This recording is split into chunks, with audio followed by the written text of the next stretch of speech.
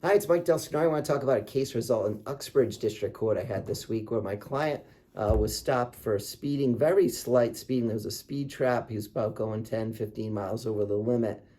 Pulled over. The officer said eyes bloodshot, glassy, um, slurred speech, and that there was some problems with the field sobriety test. This was a case where the officer, his testimony appeared very strong during the direct, and that can sometimes get clients kind of nervous, but I knew I had a real strong argument for reasonable doubt, starting with the driving. So when the driving's good, I emphasize that. I say, basically, these field sobriety tests, they're designed to simulate driving. We have someone here who's in his lane, the public wasn't calling about his driving, there was no accident, and he pulled over perfectly. And that's two parts of the driving really done well. One, in the lane, no problems. Second part of the driving is when the blue lights come on, officers are taught that someone impaired may be slow or delayed in pulling over. And so that's another part of the driving. They separate it. So don't let that go unnoticed. Make sure that's emphasized to the judge that this is just like a field sobriety test. You're seeing the field test in action. You're seeing, they say that the lights divide the driver's attention between pulling over, driving, steering, making sure the car comes to a gradual stop. And that was all done perfectly in this case.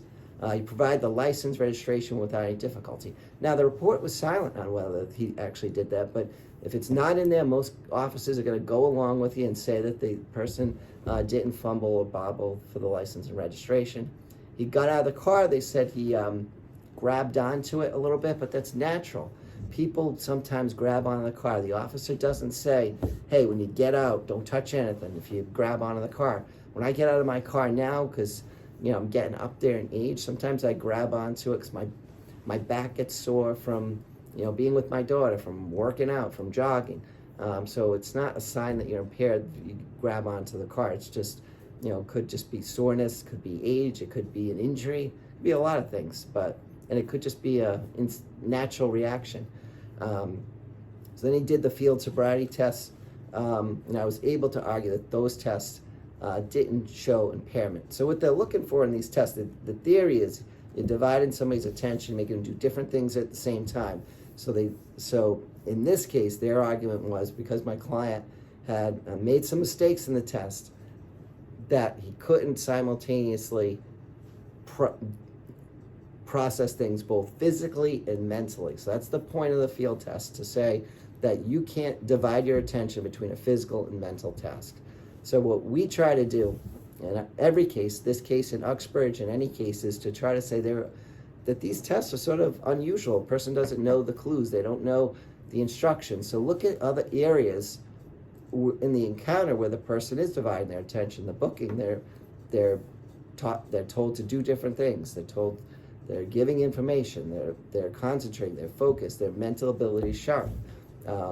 When they're asked for their license and registration, the police say that this is a divided attention, that they got to grab the license, registration while talking to the officer.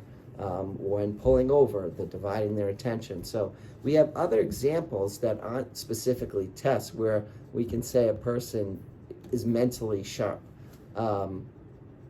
So that's really the key in these cases, to try to show that the field tests aren't necessarily a reliable indicator, that there are other explanations of why somebody might not perform perfectly on these tests. So in this case, our client won the case, found not guilty. What does that mean for his license? He had refused a breath test. It means now, because we're able to get the case to trial quickly, we can file a motion. It's going to be allowed. Bring it to the registry, and they should reinstate the license on the refusal suspension. Now, this case, the suspension wasn't that long for the refusal. Refusal suspensions can be 3-5 years, depending on the length of the offense. So keep in mind, OUI cases are winnable cases. It's very different, standard probable cause, from the high standard of proof beyond a reasonable doubt. I handle these cases every day, help people in court, try to get them a not guilty verdict. Be glad to help you, talk to you about your case. This is my passion, helping people charged with OUI cases all over Massachusetts. I do a lot of work out of Uxbridge and Worcester County. Call, text anytime, 781-686-5924. Mike DelSignore, I'm here to help.